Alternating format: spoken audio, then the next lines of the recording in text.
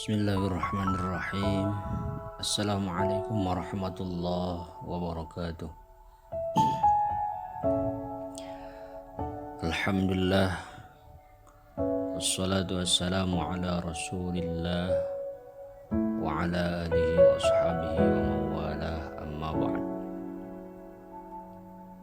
Faya ayuhan nas, usi nafsi wa iyyakum bitaqwallah. Ittaqullaha haqqa tuqatih wa la tamutunna illa wa antum muslimun. Kaum muslimin wal muslimat rahimakumullah. Segala puji mari kita haturkan kepada Allah Subhanahu wa taala.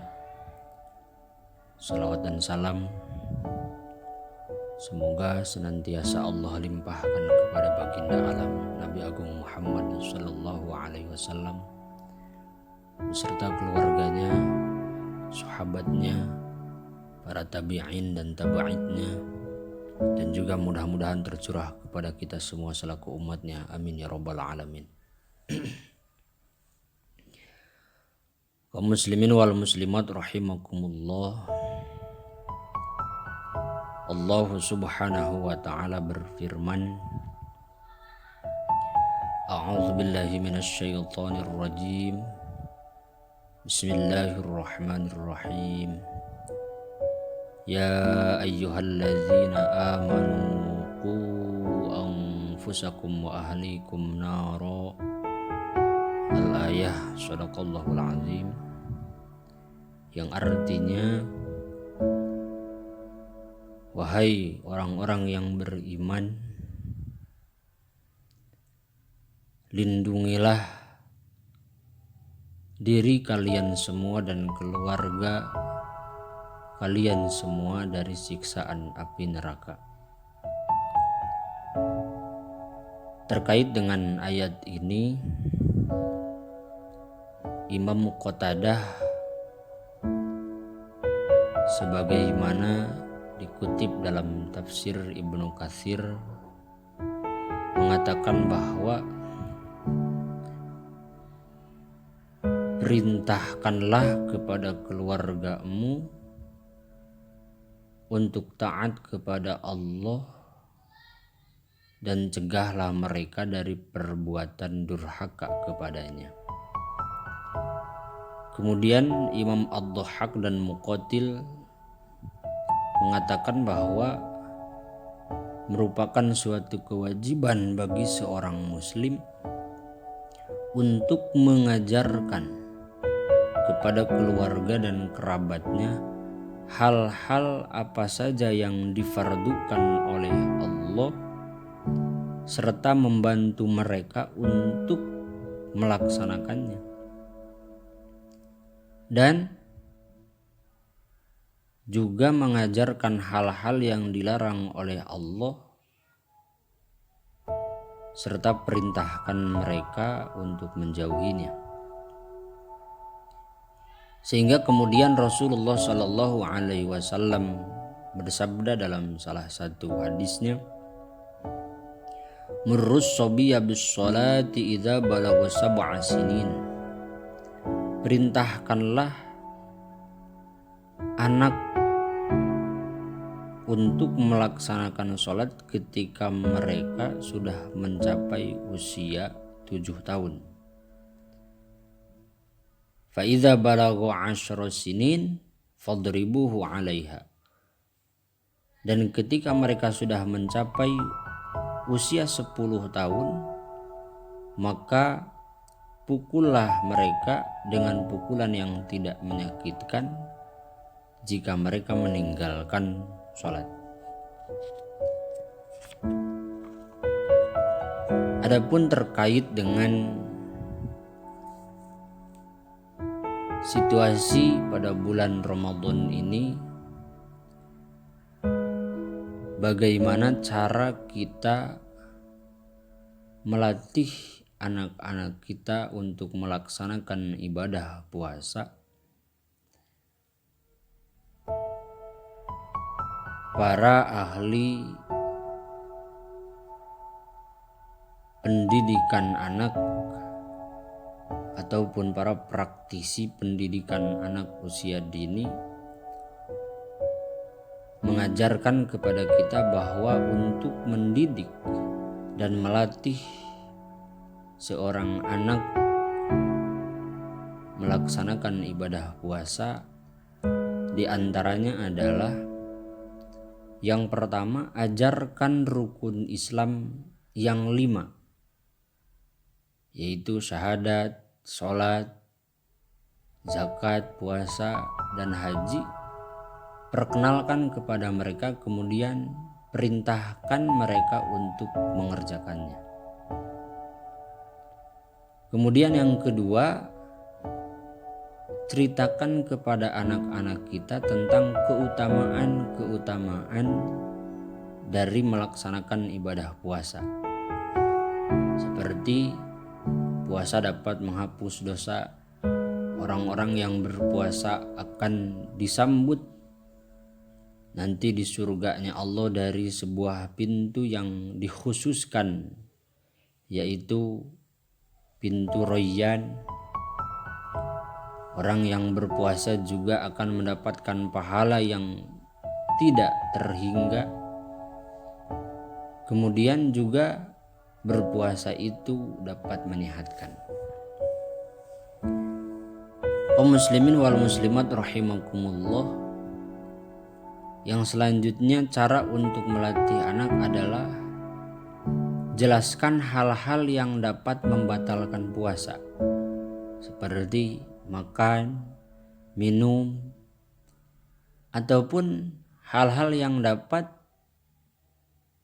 membatalkan pahala puasa, seperti berkata kotor, bersumpah palsu, berbohong, menceritakan keburukan orang lain, melihat aurat, dan lain sebagainya. Kemudian yang keempat, untuk melatih anak berpuasa adalah orang tua harus menjadi suri tauladan dalam melaksanakan ibadah dalam keseharian. Karena dikatakan bahwa anak itu adalah seorang peniru yang ulung, atau dikatakan oleh Imam Al-Ghazali bahwa seorang anak itu seperti kertas yang kosong. Maka apa yang dia saksikan, apa yang dia dengar, dan apa yang ia terima itu akan membentuk karakteristik dirinya. Kaum muslimin wal muslimat rahimakumullah, yang kelima di antara cara untuk melatih anak berpuasa adalah tidak memaksa, melainkan dilakukan secara bertahap. Seperti dimulai dengan dibangunkan untuk makan sahur bersama, kemudian anak memimpin niat berpuasa atau dituntun untuk mengucapkan niat berpuasa. Kemudian anak dilatih untuk berpuasa setengah hari. Kemudian anak tidak boleh berbuka puasa tanpa terlebih dahulu meminta izin kepada orang tua, dan juga menjauhkan kegiatan anak-anak dari hal-hal yang bisa mengundang selera makan, minum, dan lain sebagainya. Selain daripada itu, perlu diadakannya kegiatan-kegiatan yang bisa mengalihkan konsentrasi anak dari hal-hal yang berbau makanan atau minuman, seperti ngabuburit dengan kegiatan yang edukatif, dan lain sebagainya. Kaum muslimin wal muslimat rahimakumullah, untuk yang selanjutnya adalah orang tua harus bersikap tegas serta disiplin agar anak menjalankan ibadah-ibadah yang lainnya selain daripada berpuasa. Seperti anak diajak untuk sholat berjamaah di awal waktu, begitupun dengan membaca Al-Quran atau belajar membaca Iqra dan lain sebagainya. Kemudian yang selanjutnya adalah anak diajarkan untuk menghormati orang yang berpuasa jika terpaksa anak berbuka. Misalkan jika anak tidak kuat berpuasa dan kemudian meminta izin untuk berbuka, maka izinkanlah berbuka, tetapi anak harus berbuka secara sembunyi-sembunyi di bawah pengawasan orang tua. Dan kemudian ketika keluar rumah maka seolah-olah anak berpuasa kembali, yaitu dengan cara menahan diri sampai waktu berbuka tiba. Kemudian yang selanjutnya, yang terakhir adalah orang tua memberikan reward atau hadiah jika anak kuat berpuasa, baik selama 1 hari, setengah bulan, atau sampai 1 bulan sukses berpuasa.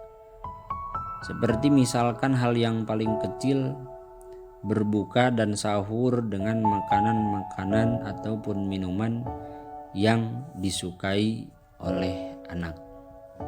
Itu salah satu reward atau hadiah yang diberikan kepada anak yang sukses berpuasa.